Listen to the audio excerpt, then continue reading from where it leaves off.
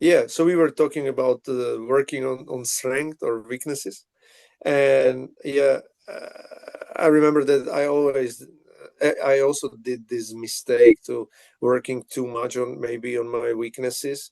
And I can imagine that working on your strengths gives you maybe more confidence. And in the end of the day, always working on something which is already 90%, 95, and let's make it 98, 99, and let's make it galactic, like some of our players are saying. It's maybe better, like if you just look at, I don't know, Berrettini, how big he serves and how big his forehand is, and they trying to do it to the perfection. And maybe the backhand, okay, let's play some slices and let's put the backhand in a few times, but he's winning all his life with the forehand and the serve. So do you think, Interesting. so you're saying you think maybe in your career, if you focus more on your serve and forehand, it would have maybe been better than focusing on the weakness, focusing on the backhand that you felt was a weakness? Yeah, maybe. I guess it makes sense because again, my favorite quoting Tony Robbins is saying is like the principle is like what you focus on, you feel. And so if you're focusing on the weaknesses, you feel weak, like you feel that I'm not good at this. And if you're putting so much attention and energy there, like that's you're going into matches and tournaments like with that thought in your mind of like, I know the backhand is not great because I just spent the last 2 weeks working on it. So Yeah, and convincing myself that it's not that good. So yeah, I think yeah, it's like yeah, I totally agree that if you work on the strengths help you have the self-confidence, which in tennis is just so important. It was interesting the also in the Moratoglu in the podcast how he talked about Serena and how he said that she was going for like a big second serve all the time, and how he said the story that they're practicing and one of the sparring partners was saying like that's stupid, like why is she doing that, and he told him like no, like that's why she wins, because she's daring, because she's so aggressive. So if she's going also for the second serve being aggressive, she's also going to be aggressive on all the other shots, and then that's why she's winning matches, because she's putting so much pressure on the opponent being so aggressive. That's her mindset. So it's mm, it's interesting how sometimes for some people maybe like who have that mentality or that personality being like very um trying to get them to be conservative actually might not work, because that's just not who they are.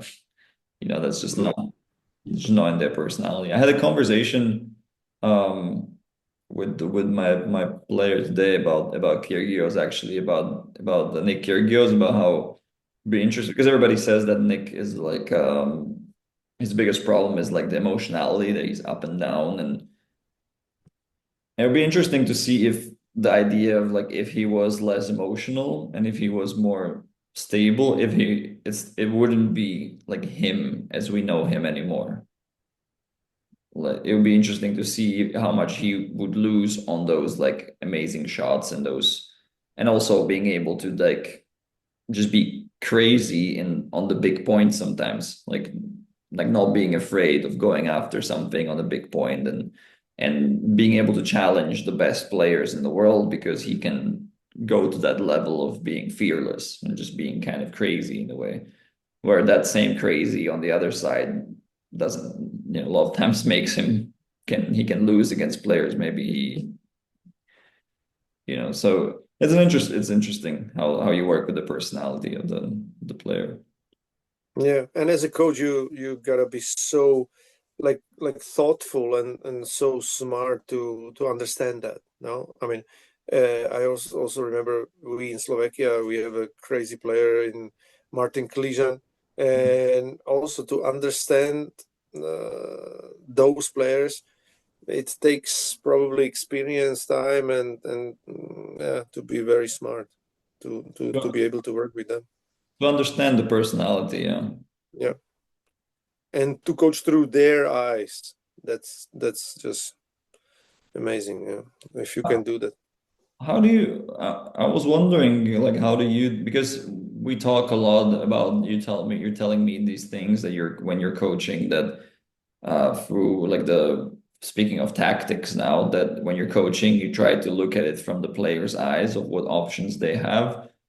I wanted to ask you about that actually. Like, how do you do that? Like, what's your process? How are you able to disassociate from like what you see or what you would have done and kind of be able to see like, okay, but the player only doesn't has these shots and these options. So these are how do you do that? Right. I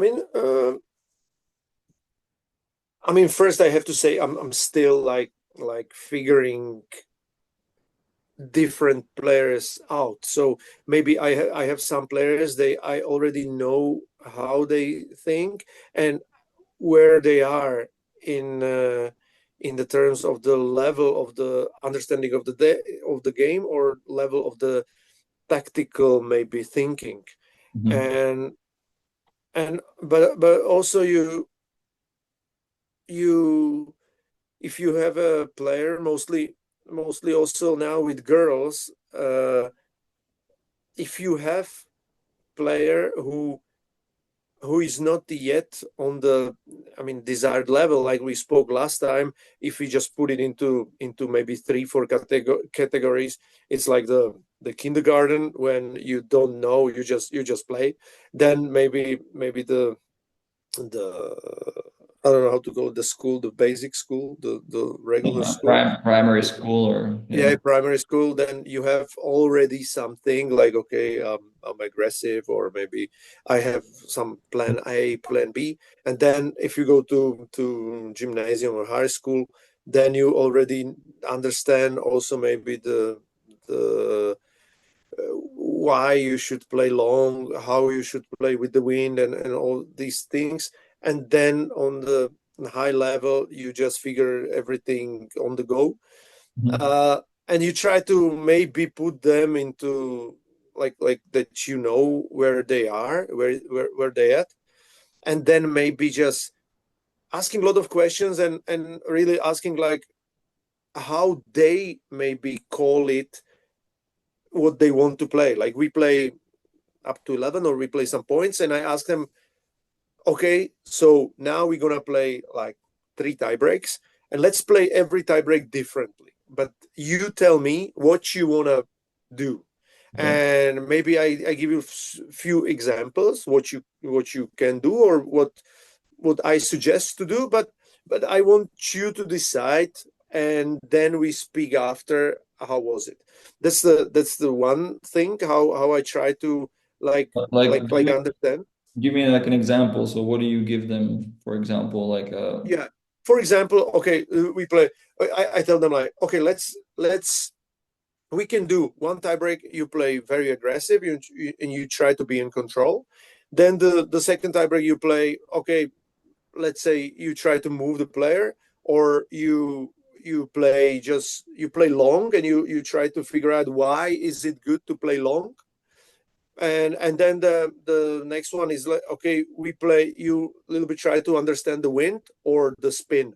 So okay, let's spin a little bit more, and let's try to understand how the spin works in that game. Or that's just 3 examples. Or Mhm. I don't know, you can play like, okay, you just wait to pull the trigger. So you just play long, and sometimes you just pull the trigger. Then again you play long, and then you pull the trigger, or you play only cross, and then you.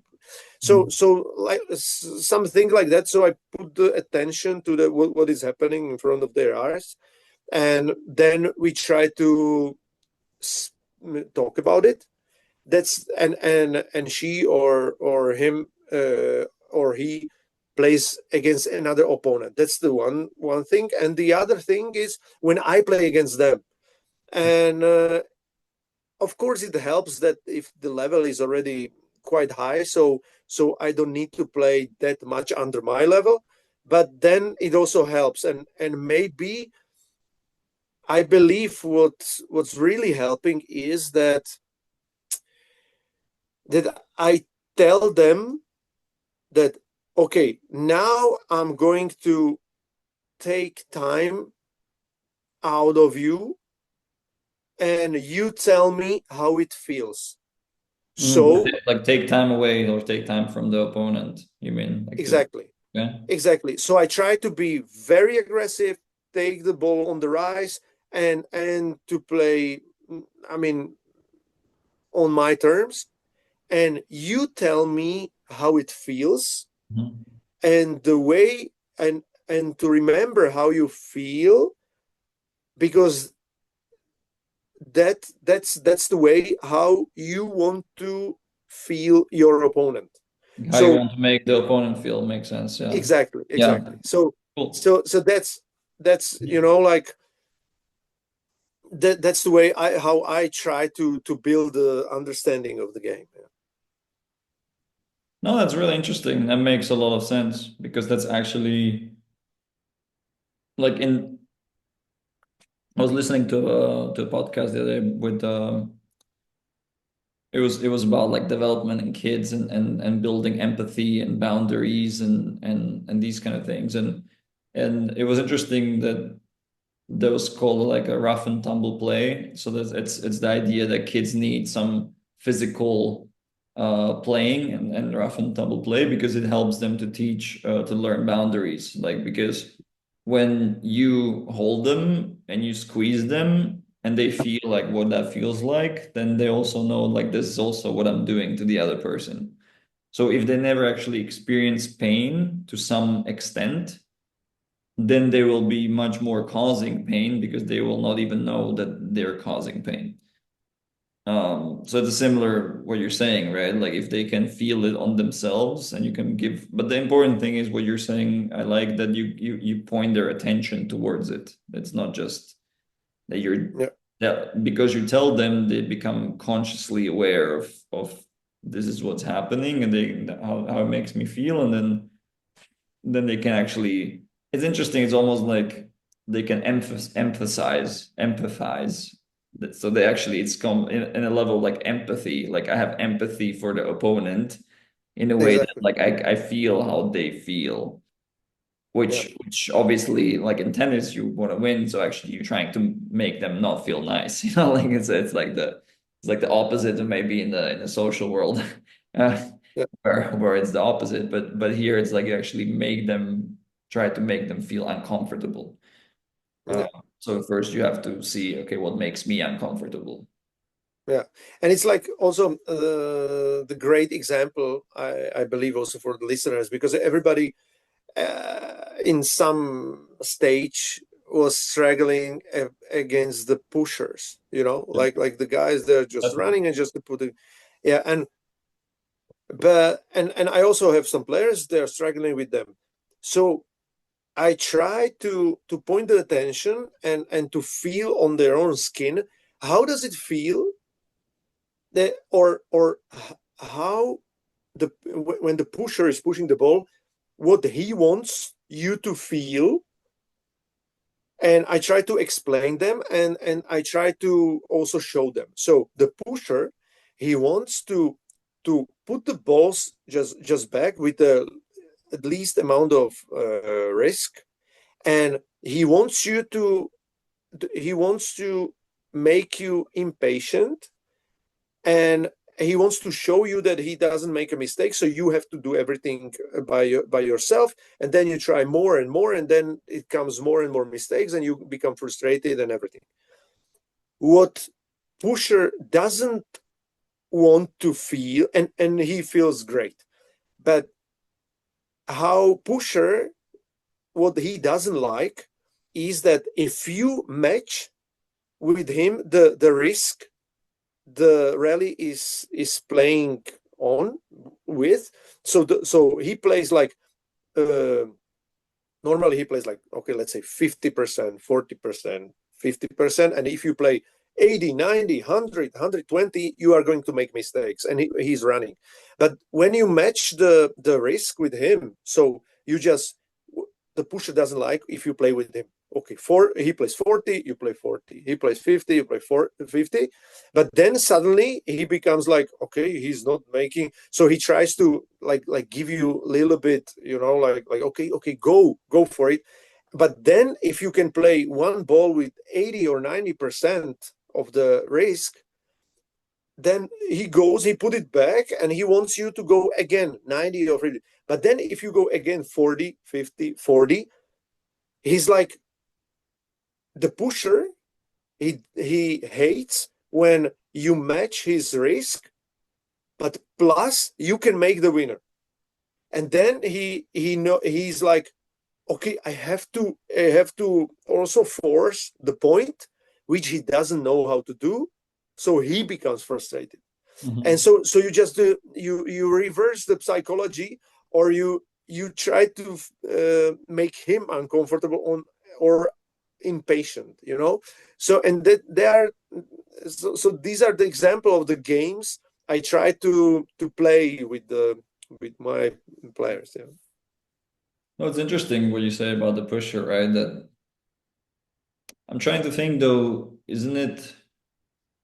Yeah, you're right because most of the time the mistakes players makes again pushers is they either stay at 80, 90 and miss and lose, or they go to the 40, 50 like you said, but they only stay at 40, 50.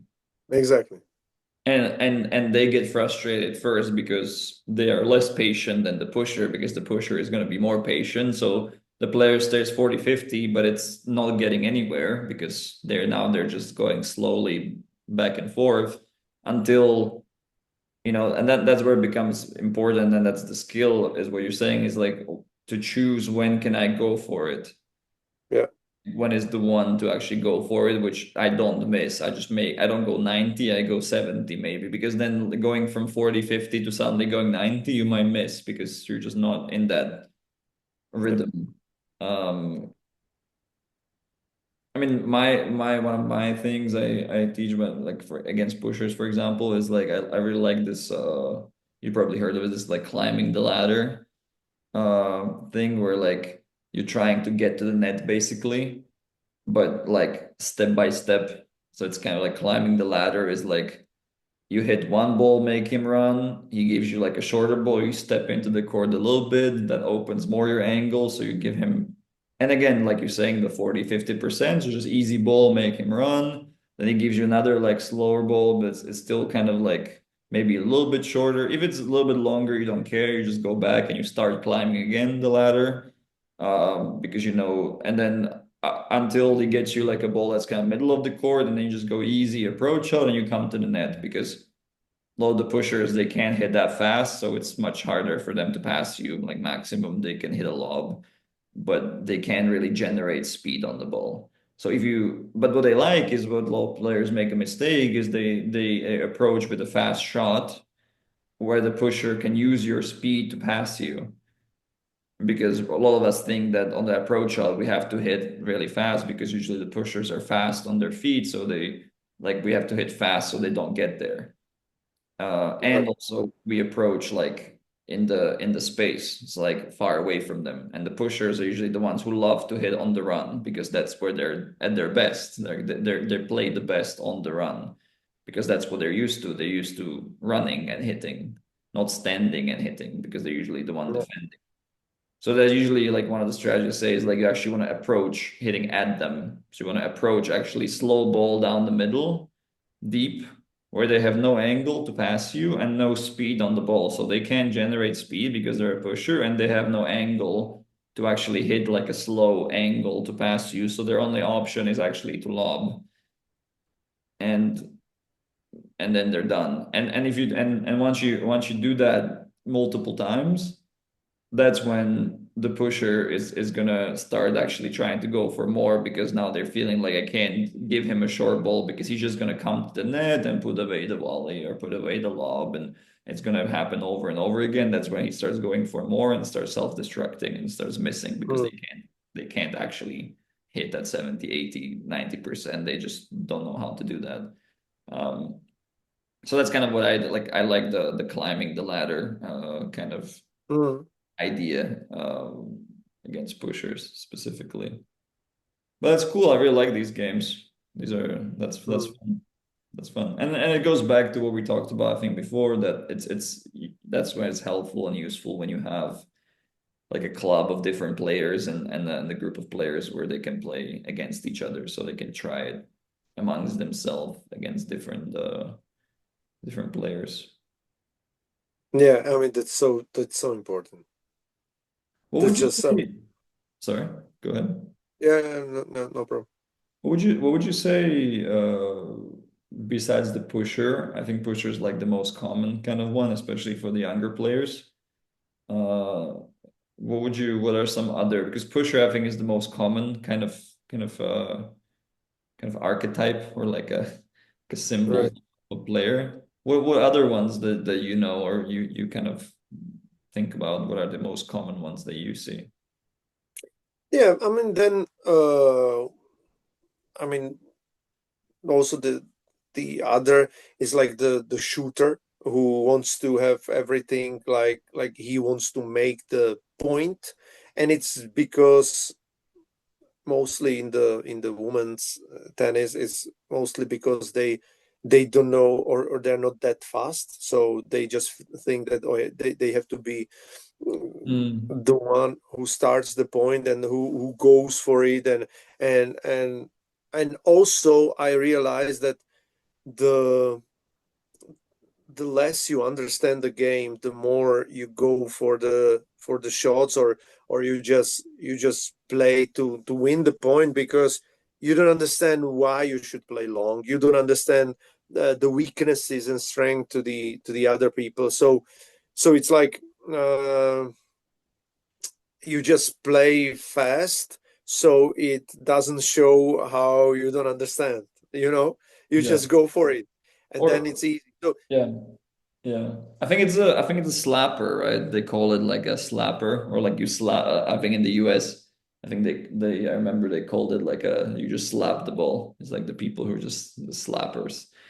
mm, Uh, you just kind of go for it. Especially in the US, I see that that's like very common. You see players like that's kind of I saw that a lot in the US actually, as a cultural kind of thing, where like big serve and slap the forehand. Like that was yeah. the like, doesn't matter if you're off balance, what technique you have. It's like Yeah, just the only way is forward. Just big and big, like. yeah, And I see what you mean. I mean, and maybe we can say that they understand the game, but they understand the game only at like the low, like kind of low resolution. yeah, That like if I hit fast enough to where the other person is not standing, I can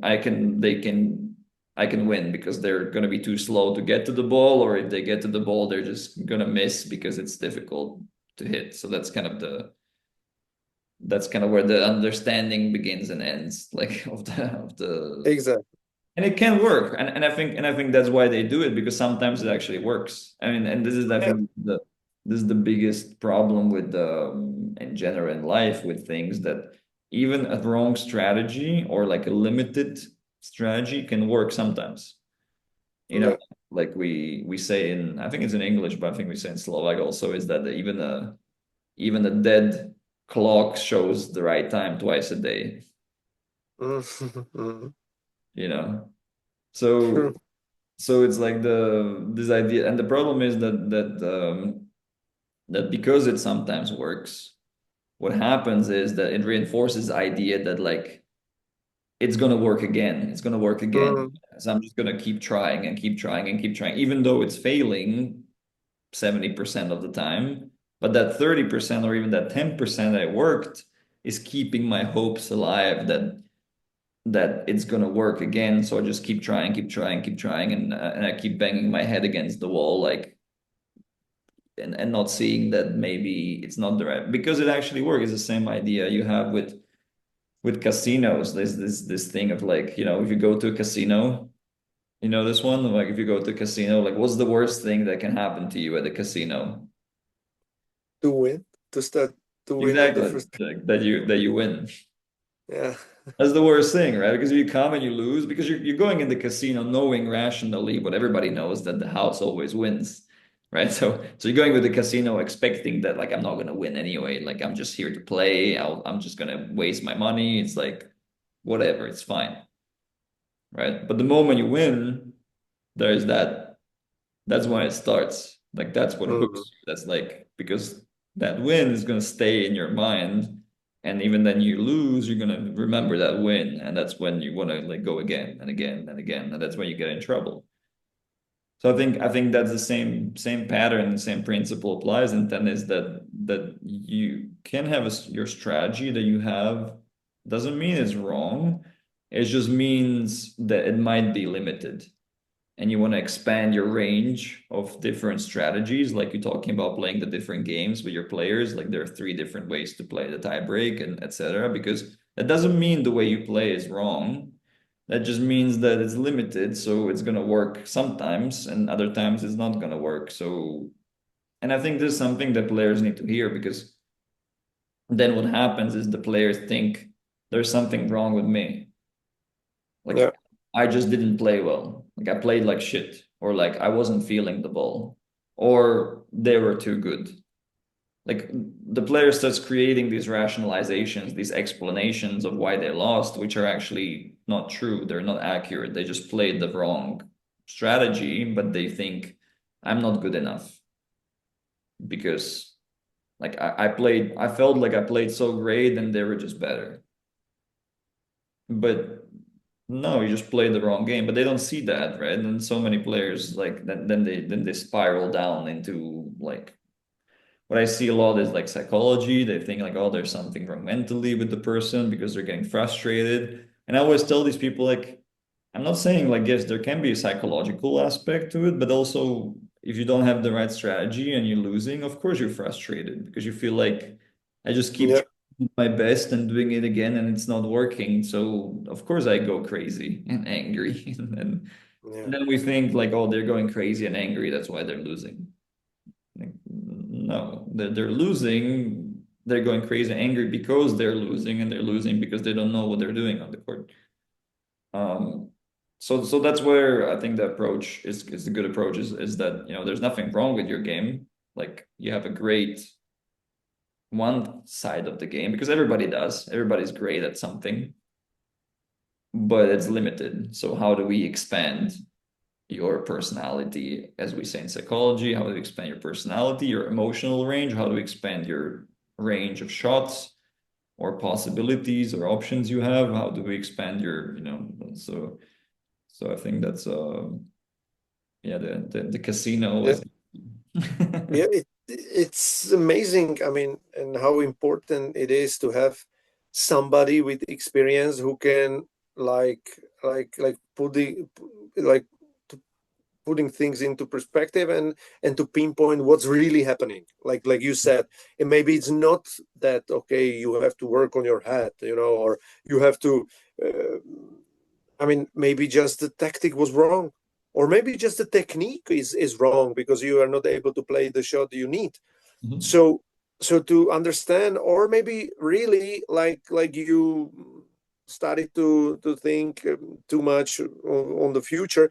So I mean, there's always how I mean, it's so important to have somebody who can like understand to really work on something what is really hap- I mean, happening, and what is really the problem there. Yeah. So yeah, that was And that's why it's and not just in tennis, everywhere now in medicine and in healthcare and all this, it's very now it's emerging this idea of this holistic approach, yeah, which is so helpful, where you have even clinics where you have a doctor and you have a psychologist and you have a physiotherapist and you have like and it's amazing when you have these integrated places where you have all of these professionals that actually work together and can talk together and they can provide you exactly like figure out like okay which one is it mostly? Like, which approach do we need? Do you need a doctor or do you need a physiotherapist or do you need a nutritionist or do you need like what is the problem? right. And same in tennis, like who do you need? Do you need a psychologist, or do you need a technical coach, or do you need a tactical coach, or do you need a conditioning coach? Um, or I mean, we all need all of them, but for this specific problem, Yeah. what's the issue, right? And that's where we fall short. That's where a lot of times it's such a shame that there aren't many academies and tennis schools that have that, that have all of those professionals under one roof, um, that would be available to the players. And potentially there you also need like a head coach or somebody who can assess and say like, hey, like, knows at least a little bit of all those areas and be like, hey, this looks like a technical problem, go to this guy. This looks like a tactical problem, speak to this guy. Yeah. um that would be great. That would be a place I would like to train. Yeah. Me too. I wonder now. I When we were discussing the technical part of it, I just this thought came to me, and maybe you can put the things into like what you think about it. Like I don't know how to frame it, but let's say it's like a triangle, or maybe I will figure it out. But a lot of mostly young players, they don't know what to play, so they just go like, okay, let's play something, and we'll see. Every point is different. I just play my game. Maybe I know my forehand is better, so I play more with the forehand. Maybe I don't even know that. I just play. Then if you that's the first level.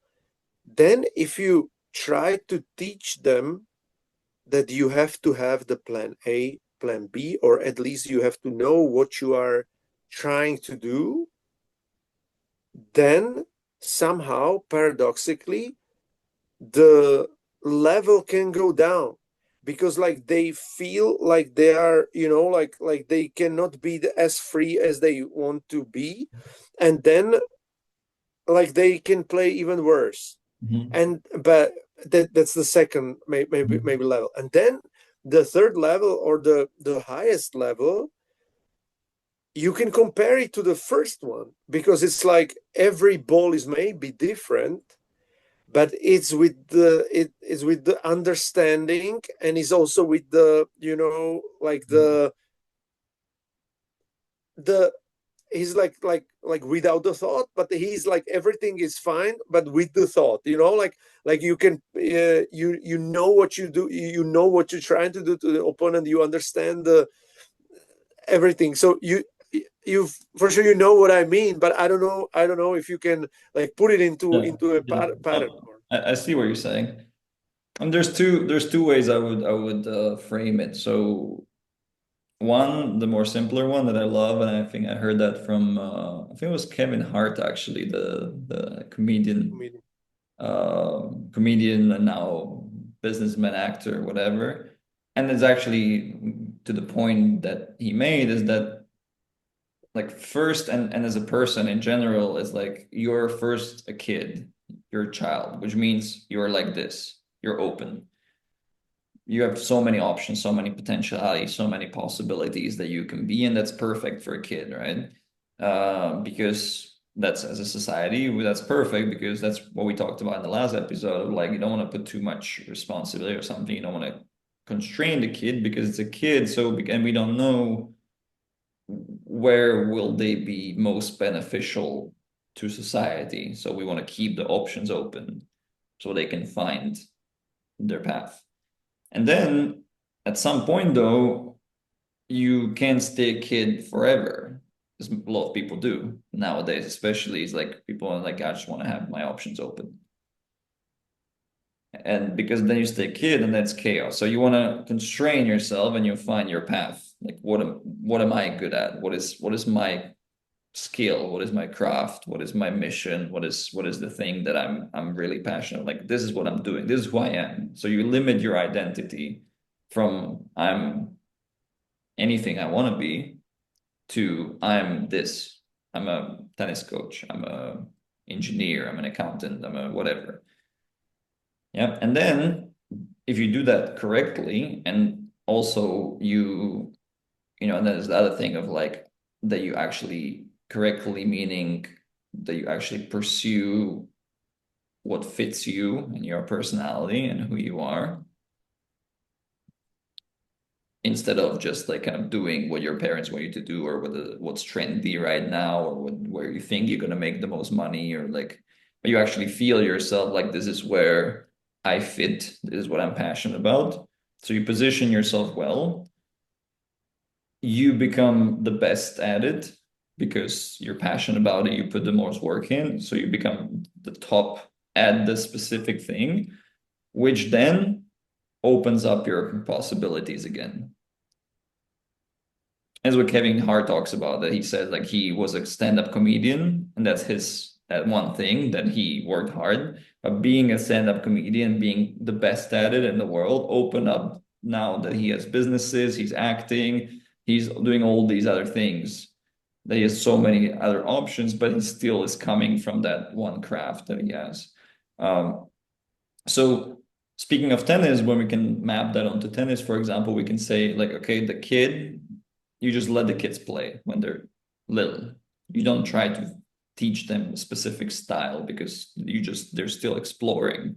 They're still learning all the shots. They don't even know all the shots technically. So you just let them, you teach them everything and you let them just play, and you don't teach them any tactics, and you see and you observe them, and you see the personalities and how they emerge. Somebody emerges more like a pusher, somebody's more like a slapper, somebody's more like a whatever, like serve and volley, somebody that likes to hit slices and just move people around, changing rhythms.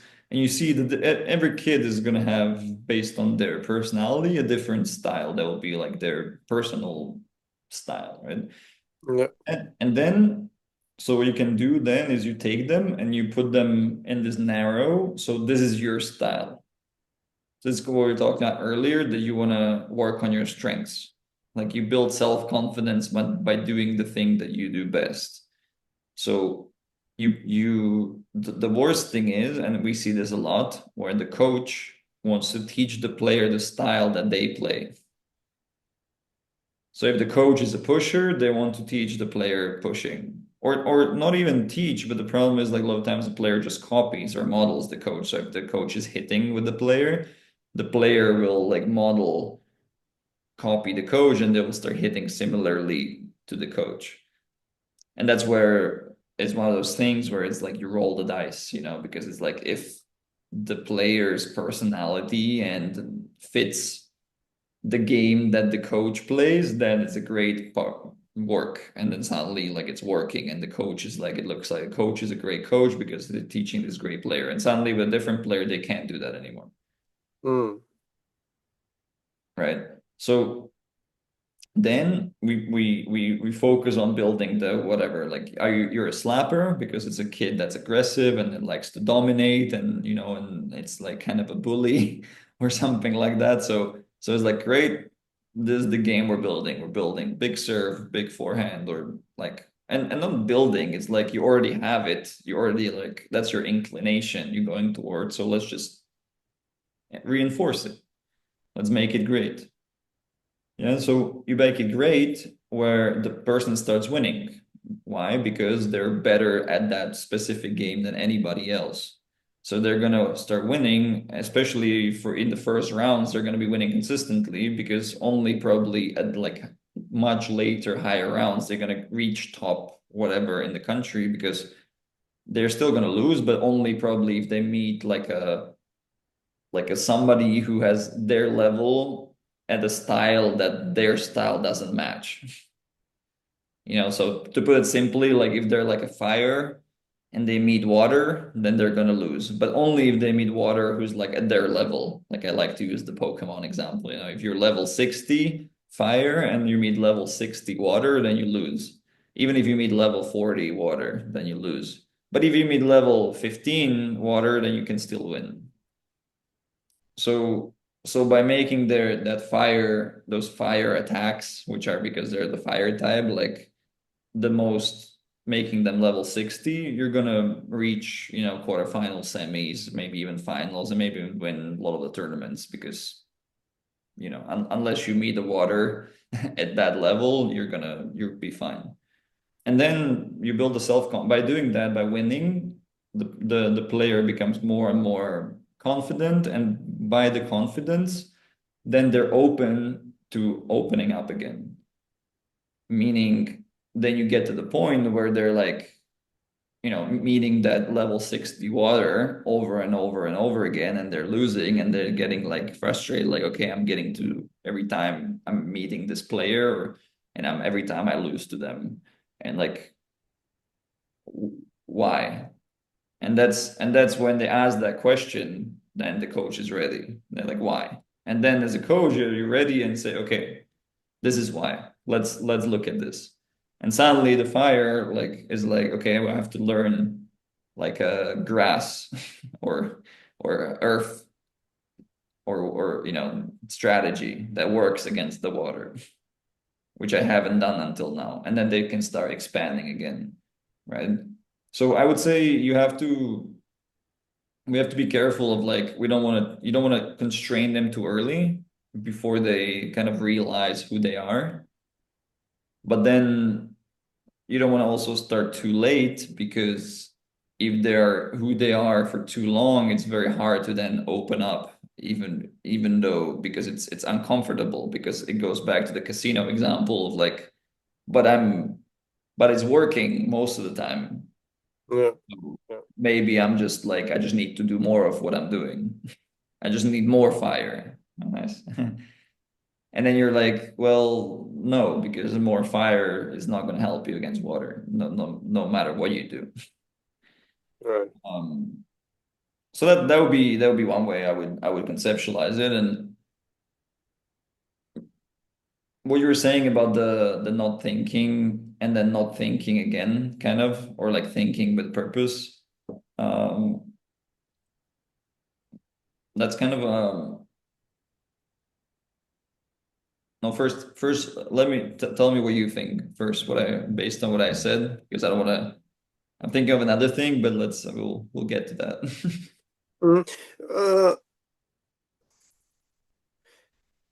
I mean, for me, I have it with also my son, and also you can feel the understanding of the opponent if you already like playing the sport for as many years as I am, or but not even that. We all have the players that we were not able to beat somehow, and maybe from the point of the confidence, like, I never beat this guy, I cannot beat this guy, but also that you feel like he knows something which you don't. He just can play better the game, Yeah. somehow. And and what fascinates me always, like to put it in the simple terms, uh the Miroslav Mechir, my former coach, he always told me that when he heard a lot of people like preparing for the tomorrow's game, and to have a plan A, plan B, plan C, and everything, he goes like Mike Tyson, like everybody has the plan until they get hit in the face. Like the one thing, and then also like, how can I prepare a plan if I don't know how I'm going to feel tomorrow, like legs, and how fast I'm going to be. What should I prepare when I don't know how my opponent is going to feel? What should I prepare if I don't know how the weather is going to be like, how the clay maybe is going to be like? If they put me on the fast center curve, or the very slow curve Mm-hmm. one. So, I mean, that so many things can happen. And that's why he always told me, he plays first 2, 4, 6 games just to figure things out, and then the match goes on, or then it starts. He starts with the neutral rallies just to figure out how I feeling, how quick I am, what how he's doing, how he feels, how maybe how nervous the opponent is, and everything, and they just figure out on the go. Like also, my son is telling me like we play just up to 11, and he up to 11 after few rallies he can figure out, okay, he's playing this, what should I uh, what I would what I wouldn't like my opponent to do when I play like this, Mm. so he like he he goes into my shoes for 2 3 shots, then he comes back and he knows, and he just plays like what I don't want to. The And for me it's like wow, and is that's the just amazing. is the empathy thing, right? Like Yeah, he has the empathy of like I can feel how you feel. exactly. Like, and I also know what's gonna make you uncomfortable. Exactly. Yeah. And it's not like because me most of the career I was like, okay, I play against the opponent and I go, okay, I go plan A, or I go plan B, or I go plan C, and we play. And if it's not working, okay, back to two. Okay, 3-2. Okay, then it's 3-5. Okay, let's play the number one strategy. And it's not based on the what's really happening. It's just based on the yesterday. You know, it's like it's based on the yesterday, what I was thinking in my bed preparing for the match, and I just counting. So it's not like really what is happening in the present moment, but the goal, or the mastery is like to really figure out things on the go and what's really happening now. I think it's both. I think it's because when you talk about it, Preparation. right, like you have the two extremes, right? And that's kind of you can think about it like Mm-hmm. two different approaches. Like one approach is the Miroslav Mečír approach or your son's approach, right? Who's like, okay, I will see what happens. And I'm like, again, that's why I like using the water fire, right? Like that's the water. Like water is like I just flow. I adapt to the container, when you put water in a glass or in a vase or in a bowl, like it adapts to the shape. So it's like that's the water type, that'll be like the water type of like the player who's just gonna. And then there's players like you or like Roger, like Federer, he said like even though Federer was the best tactician and he was able to, that's why he was the best tactician because he was able to be both. He was water and fire. Like Yeah. he had both of those, and both all the best players have that, right? And even like within even a point where he can go from adapting to attacking, yeah, because the fire is like what you're saying is like I know what I know, like I have a big forehand or I have a big serve. Or I'm great at volleying, or I have a great whatever, like Alcaraz, I have a great drop shot.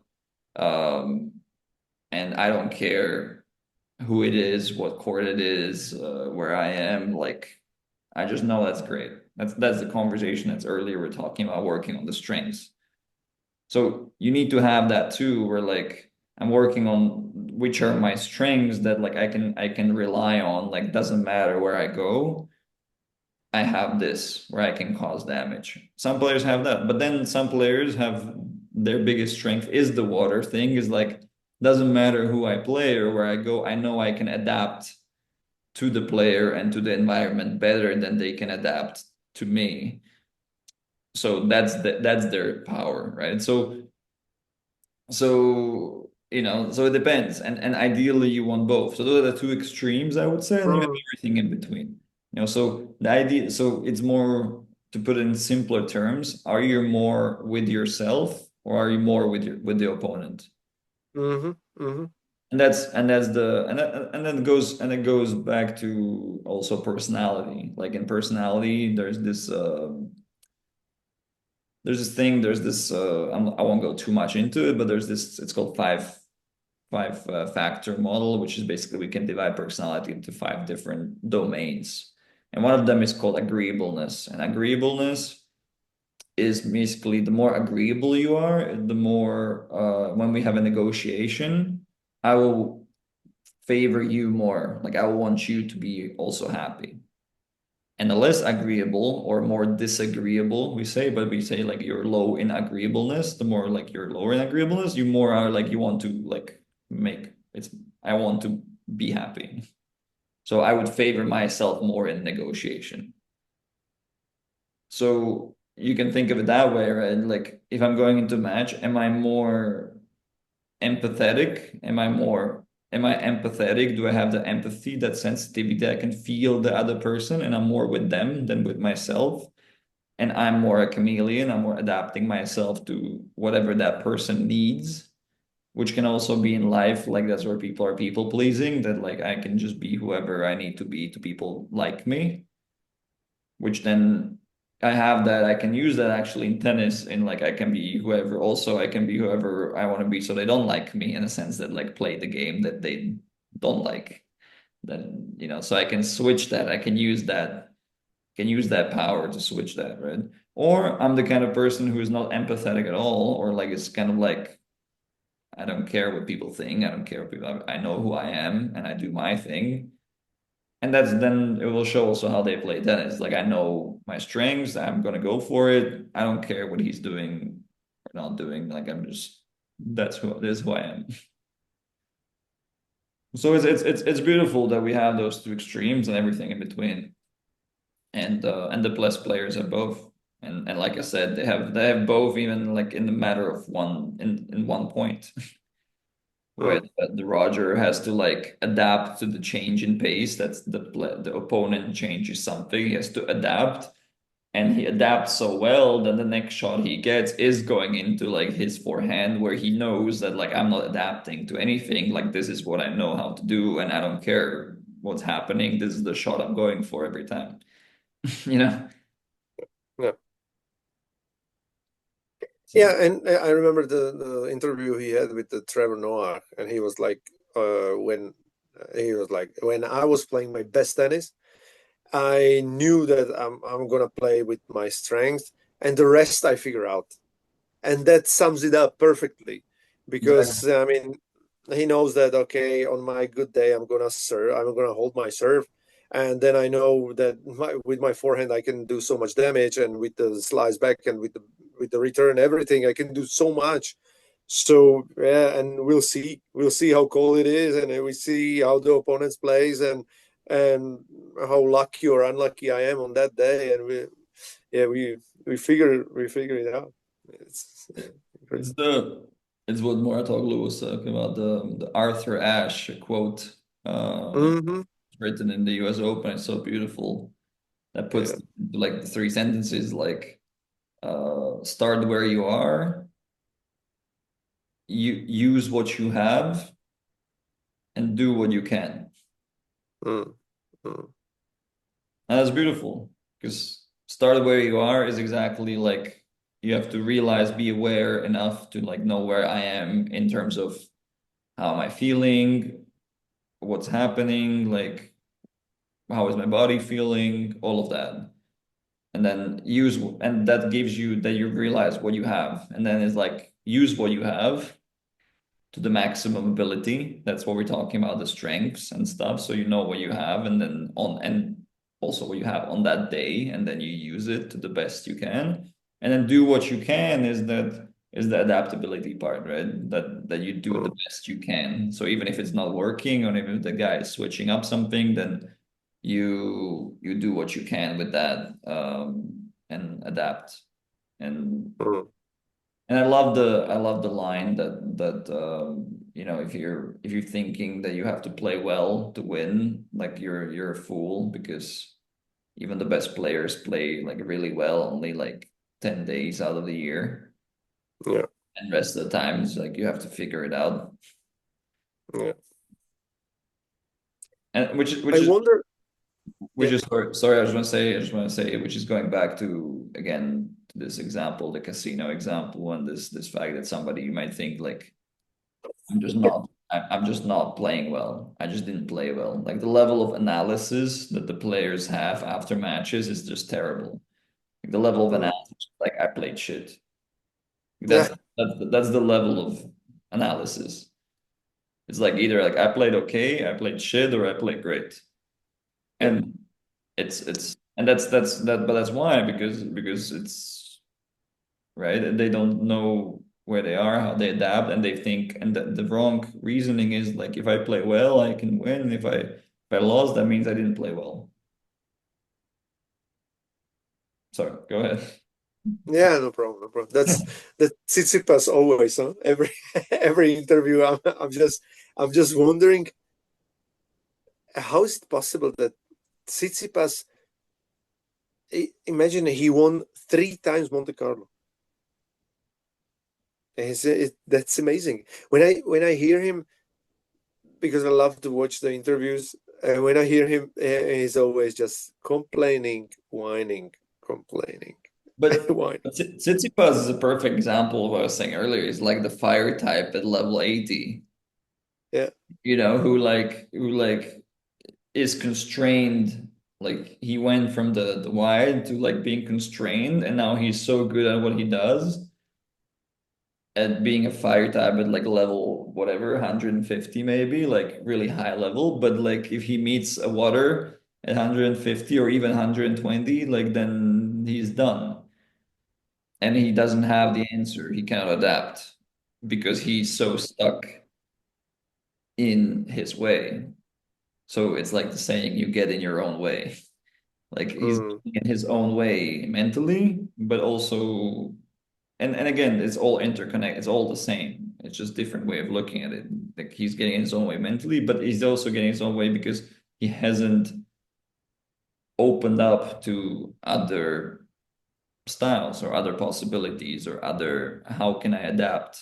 How can I, if I get myself into like I'm playing a water player, like what do I do? I can't just like put more fire on it and be like, and then be frustrated that like I played shit.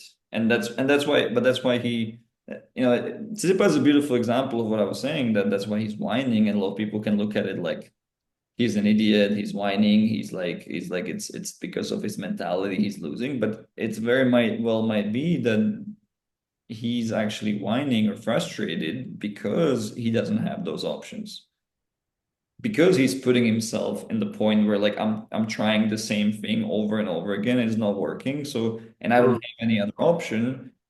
So I'm going crazy.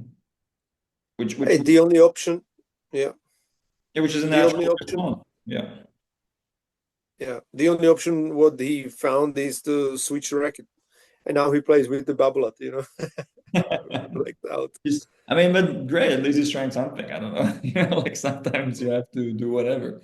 But I'm hoping with the now he's gonna start, working with Goran Ivanišević. I don't know if you saw, but yeah, he's gonna start. He hired Goran Ivanišević as a coach, and I think that could help. Like kind of like feeling the personality of Goran, the personality of Tsitsipas. Like I think it might be interesting to see like how those energies mix, and how I think Goran could actually be a good kind of calming, but at the same time kind of strict but calming presence. At least that's how he strikes me. I don't know him, but I mean, but you want Yeah, I mean, it was great. I mean, good topic. I just wondering, or I just thinking now, if we go to the different topic, or sure. we wrap this out, or we just Yeah, we can switch. whatever you want to We do. can switch gears. I know you wanted to ask me something. Like, do you have like some specific questions also? Yeah, I mean, we were we had some topics we wanted to discuss, and what helped me, and I mean, in the conversation we had during the weeks, you just said one great thing, about because I was trying to ask you that I have a problems with decision making for planning and everything, and since then I believe I'm doing much better. And you said one great thing, that the thoughts, they're like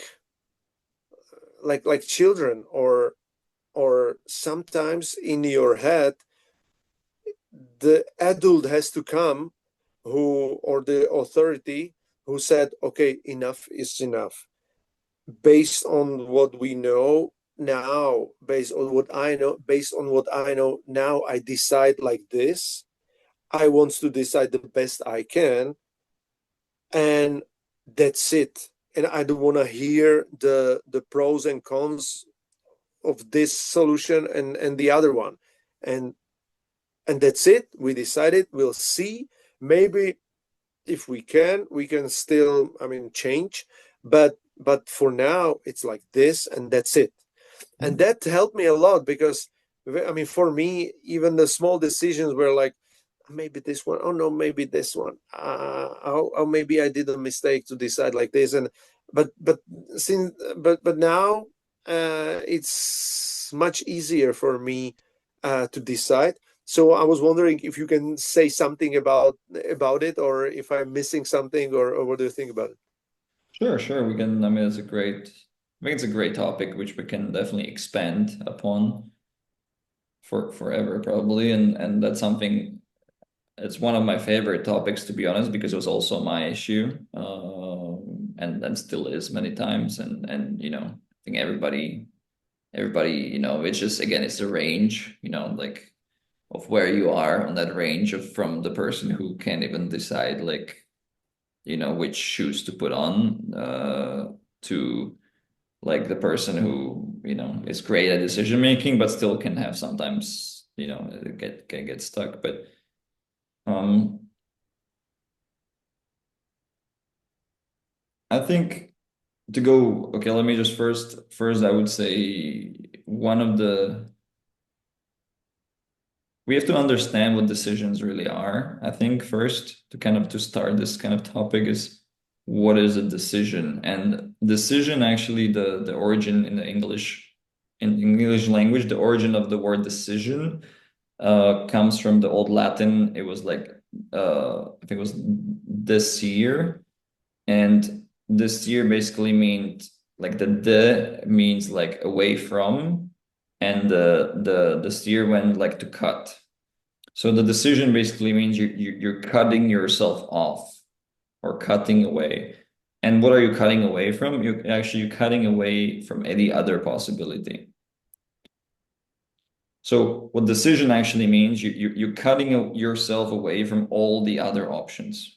That's literally what decision is. You're because you chose that one. And for that to happen, first of all, why are there, and then the second question comes, okay, why are there other options? And we can say, okay, because always there are other options, but that's not true, right? Because, like, sometimes there's like one other option, sometimes there's 10 other options, but we live in a world of so much complexity that actually you could, if you had to, if I asked you, you could find 100 other options of what could happen or what I could decide. Because we can think like, my decision is to only, like, I can't decide if I'm going left or right. But that's not true. Like, you can also decide to not go anywhere. You can also decide to go back. You can also decide to, burn down the car right there. You can also decide to, you know, whatever, go under or dig a tunnel, or like, order a helicopter. Like, there's you can go forever of the option. So, but the question is, okay, why am I only deciding left and right if there's also all the helicopter and all these other? Why are they not coming into my mind? Why is it only left and right for this example? And the reason is what you already kind of mentioned, is because the options that are presented to you are actually relevant. They're all good options for you in that moment. And for you, when I say you, is again, we have to understand that what we call you or what we call me is actually a group of personalities. Mm-hmm. So I'm not a singular. And it's deceiving because when I look at myself, it's like, what do you mean multiple person? Like it's just me, right? Yeah, but there is the me that, can get like, and everybody knows this example of like, if you get hungry and you're hungry at the same time you're like having a conversation with your spouse, with your wife or something, it's like, even though there's a part of you that like really loves your wife and wants to listen or whatever, but if there's the other part that's really hungry, it's kind of hard to pay attention. Yeah. Yeah. And suddenly, again, to use this example, we have two options, right? Option one is listen to the wife, and option two is go get food. So what do these options represent is actually they represent different goals because each option is like a goal, like a destination in a GPS, and each destination corresponds to the different personality.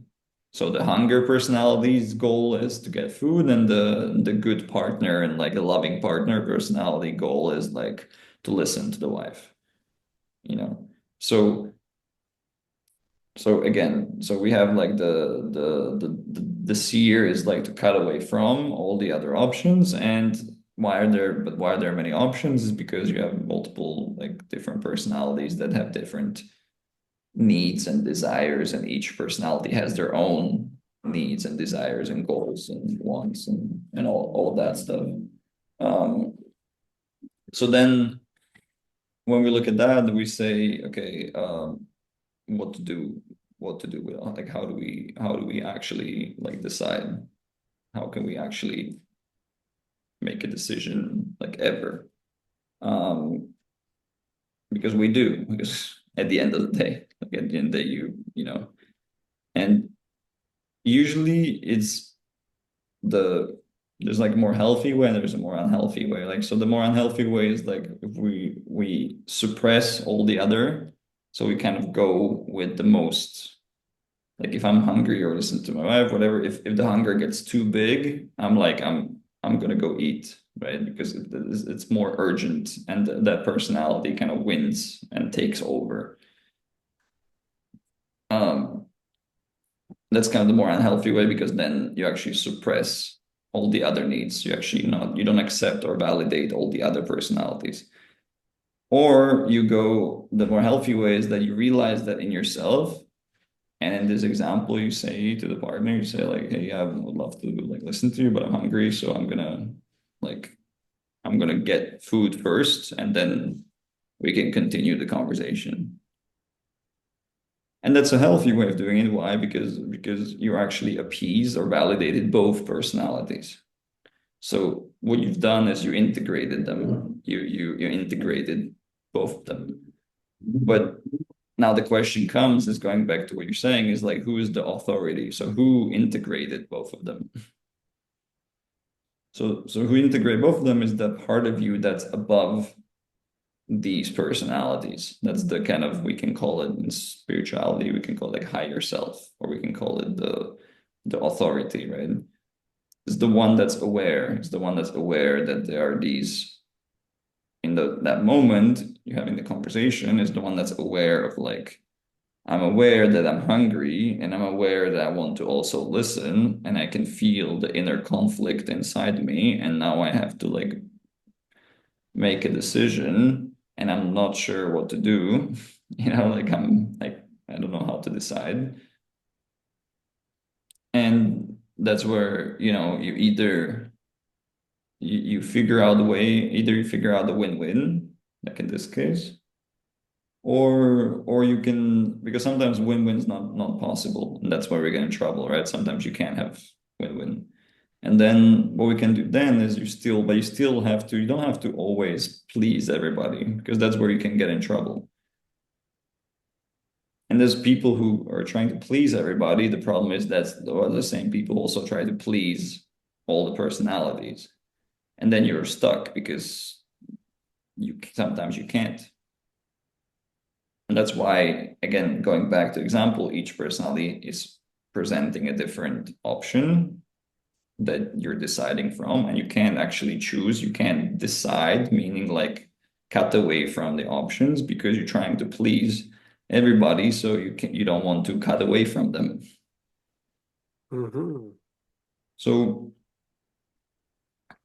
how do we do that? So how can we decide in a way that we do it in a way that we still validate the parts of ourselves? So we make sure that like we say like, hey, I'm deciding this, but I see you. So I'm still aware. I'm not saying like, shut up, like Yeah. I'm not suppressing myself. I'm not suppressing that part of me that needs that. I'm still like, hey, I see you. For example, with the even using the conversation and the hunger, right? Like I see you're hungry, like I understand, I'm aware, but give me 10 minutes. I see you, you're gonna eat, don't worry. And then what happens is that personality lets go. And the personality, exactly, it's like a kid. Let's go is like, okay, cool. I'll let you speak to her now because I see that you are aware and you told me we're gonna, so great. And then you stop having that conflict. And then you stop having that. And because even your attention is not there, right? Like you're having that conversation and you find yourself like not actually Yeah. focusing. Why? Because like the other person like taking over and wants to be focusing, you start imagining food. Because the other part actually is imagining has a different goal, right? But the moment you say, okay, like either, and you can even do it when you say like, hey, like let's talk for a few more minutes, or like let's like I'm listening to you, but like let's wrap this up, or let's keep the show because I also want to get some food. You can also communicate it to the person, right? Yeah. Which even more shows yourself that part that like, hey, I'm taking care of you. Don't worry. You know? So there's a good way how you can conceptualize it, how you can look at it, like what is decision making and you know how why do we have different options? What does it mean to make a decision? Why do we have those options? So we can explore of like why are these options presenting themselves to me and to which part of me each option corresponds because it does. Otherwise it wouldn't, otherwise I would not see it. Otherwise, it would not be an option. And then either try to figure out how to have it all, like how to do a win-win the best we can, or if not, and this brings us to another topic of like if we can't, how do we then decide which one's most important right now? And the way to do that is this is where we need to have a or we need to know ourselves and what are our values. So there's a point where the person who is most indecisive is the person who actually doesn't know their value system, their value hierarchy, doesn't know what they want, which kind of makes it sound like simple. Like, yeah, the person who doesn't know what they want can't make a decision. And that sounds simple, but technically what that means is now you understand what I just said. Everything I said is literally it means if you don't know what you want, you cannot put those personalities and needs into a hierarchy of priority and know that if I can do a win-win-win, who do I give to which one do I give priority? Which one's the most important? And that's why usually people who are more people pleasing are the people who like are indecisive because when you're people pleasing or when you're more focusing on others, you're less aware of like what are your actual needs, what is your Mhm. values, what is your hierarchy of needs, because you're more concerned about like what is most important for all the other people.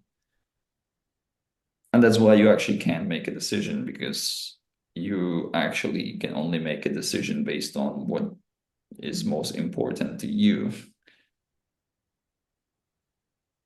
which sounds selfish, but it's actually not, because what might be most important to you is to take care of other people. But the important thing there is that if you're choosing, for example, if you're choosing that most important of my personalities is to take care of the other people, that's different than trying to feel other people and what they need and not actually be in contact with myself. Does that make sense? Because it sounds Mm-hmm. similar, but there's a difference. Because Mm-hmm. in one, Mm-hmm. I'm out there with the other people trying to feel what they want, and the other is like being in me, being like, okay, what I want is to take care of other people, and how can I do it? And because then you can look at like, okay, how can I do it the best to my ability right now? Mm-hmm. And I make the decision to do that. And I also decide that option and suppress all the other ones because I know that's what's most important to me. So I go through myself to the people instead of like I go from the people.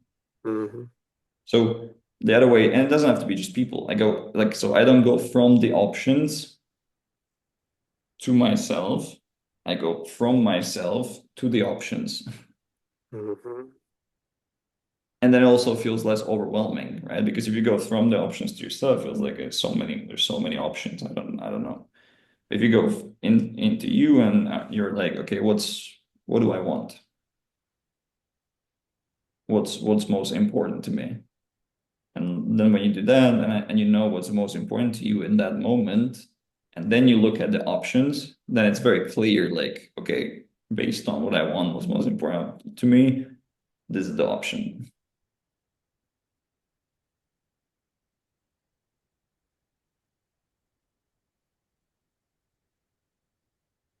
Interesting.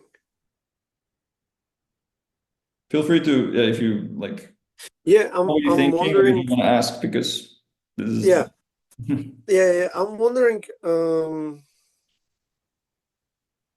that I understand this like Teal Swan always says, this mosaic of the personalities which we all have. And I was wondering, on the one side, like why it happens that you become probably people pleaser and then also the thought pleaser somehow, or the different personality, your own personality pleaser, and and the other the other side of the spectrum. What's the man who is the most decisive one, and why, and how it like looks or should look, or how is it in the other extreme, like to explore the extremes, and maybe then we come to understanding how to like improve, maybe. I mean, one thing I'm thinking of is actually it's fun, but it actually fits well to the conversation we had, the tennis conversation of like you have the two extremes of a player who is the more adaptive one, who is the one who adapts to the environment and to the opponent, and is like, I don't know what I'm doing, I'm gonna adapt to whatever is needed. And then you have the player who's like, I don't care what's happening, I have a big serve, big forehand is what I'm going for. It's exactly what you're saying, right? So you on one hand you have so you would say like one is very indecisive because they actually haven't they're keeping all the options open and they want to Yeah, kind of flow between depending on what the option, like, let's see. And the other is like cutting off all the other options even before the match even started, and they're yeah. only like choosing this, right? And like we said, they're both okay. Like both are necessary. And that's why neither's wrong, and that's why I was saying earlier that like just like in tennis we were talking about expanding your tactics or your different ways you can play. In psychology, what you want is you want to expand your personality, or rather the better way or other way we can conceptualizing, you want to integrate parts of you that you actually suppressed. So you have more resources, you have more options, just like a tennis player needs to have more options, more strategies, the ways they can play. So whoever they play, they can play. In terms of psychology, you need to have, because you need to have the ability sometimes to say, like, I don't care what's happening, like I'm doing this. But sometimes you need to be like, I don't know what I'm doing, let's see what happens. And both are useful, right?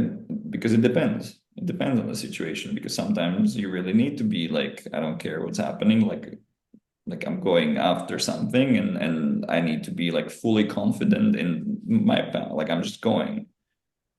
And if there's obstacles in the way, I don't care. I'm going through or around or over. I'm just going, right? And sometimes that's dumb. Like it's like sometimes there is a better way, and sometimes you might have to like stop and see like, okay, what's happening? How do I need to adapt? What do I like? I need to go with the flow. So that's why to conceptualize it like one is right and one is wrong, or one is better than the other is wrong. They're all different. All right.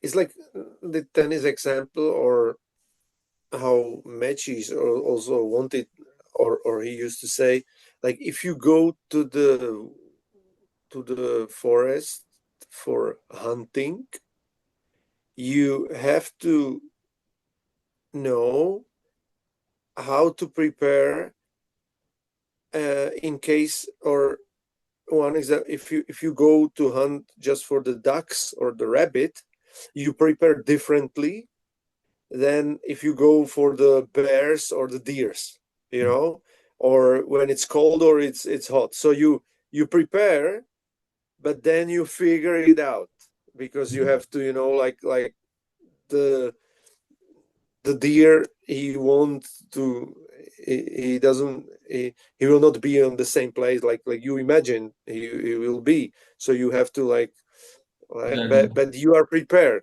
for Exactly. deer, not for the Exactly.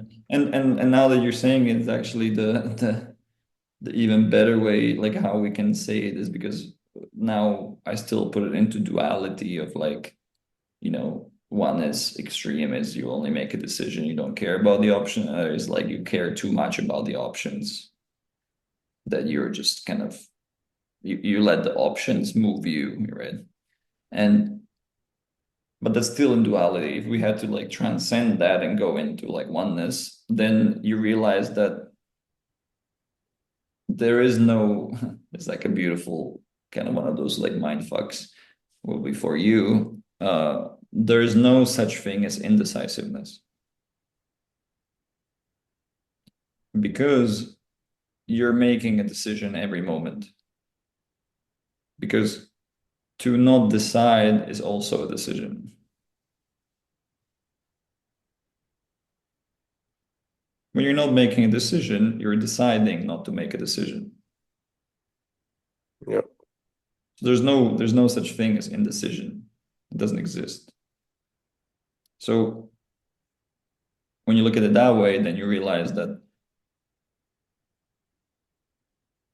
you always make a decision, and then the decision will follow another decision, another decision, another decision, another decision, all the time.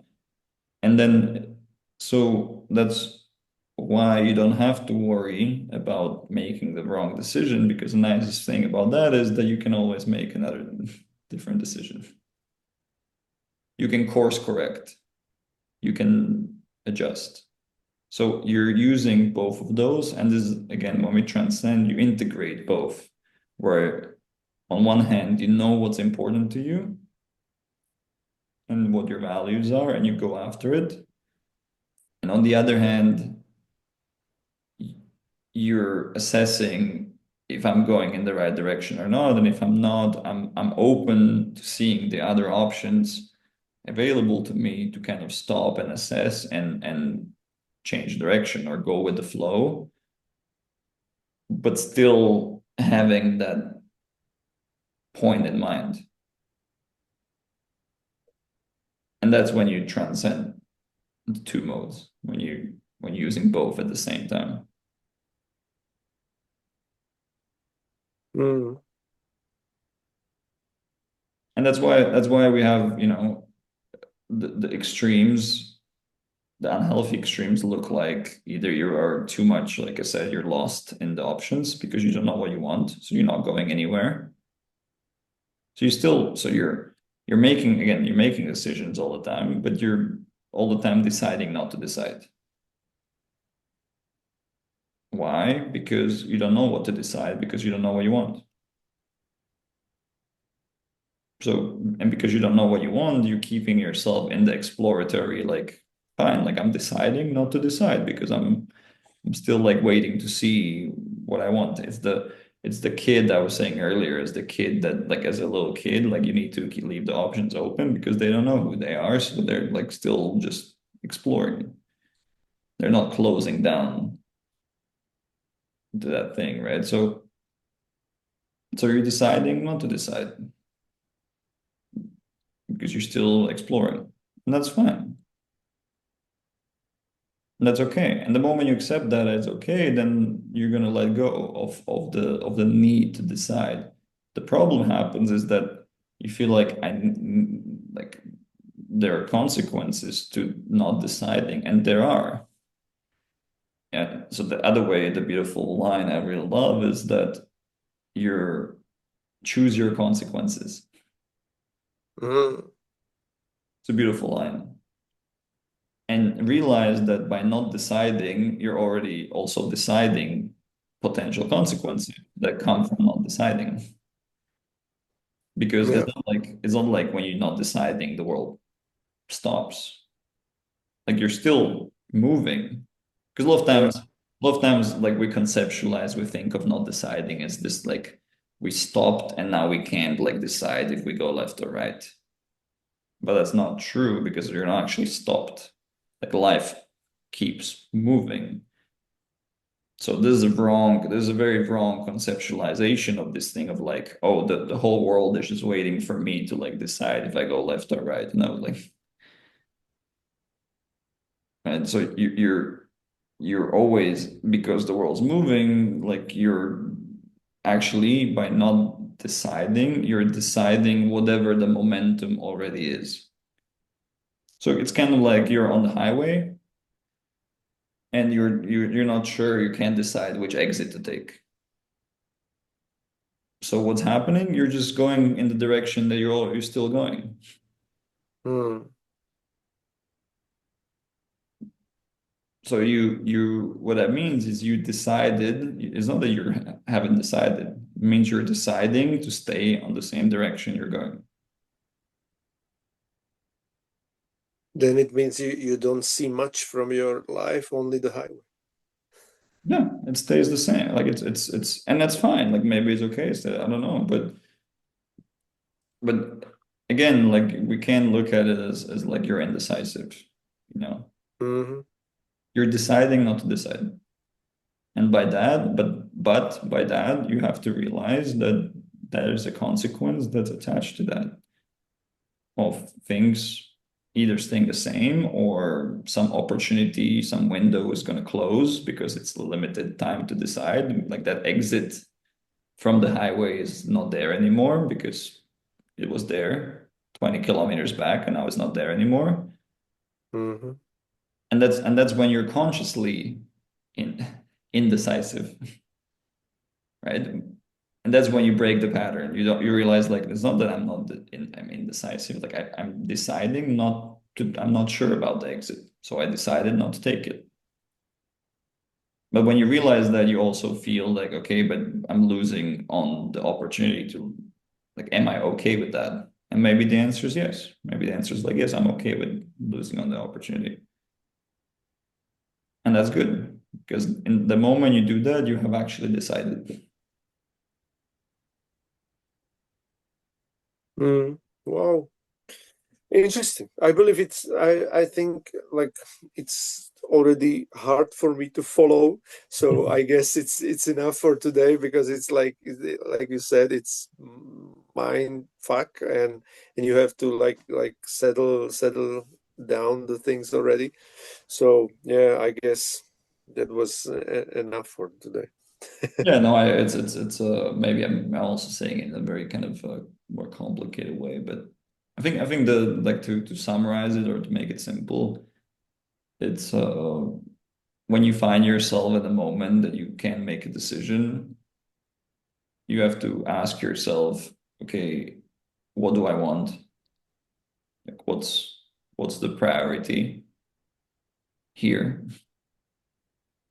And Right. and decide that. And if you don't decide, if you feel stuck, and if you feel like you can't make a decision, realize that I'm not stuck. I'm deciding to not decide. So you can ask, what could help me actually decide? Like maybe I need more information. Because I'm not sure about these exits options. So maybe I need more information. Maybe I need more time. I don't know. And also realize, okay, and it's also realize it's okay to even not decide, not make any decision, to give yourself that, take the pressure off, but also accept that, realize that if I don't decide, there's these consequences that I might miss out on this or this exit or whatever, and then decide if that you're okay with that or not. Because if you're not okay with that, then you'll very quickly, because if you realize you're not okay with missing that, then again it helps you see what you actually want Mm, and help you decide. Yeah. mm. Good. Perfect. All right, man. That was fun. Yeah. Thanks. Great. So have a good night, and I'll talk to you next time. Yeah. You too. Bye.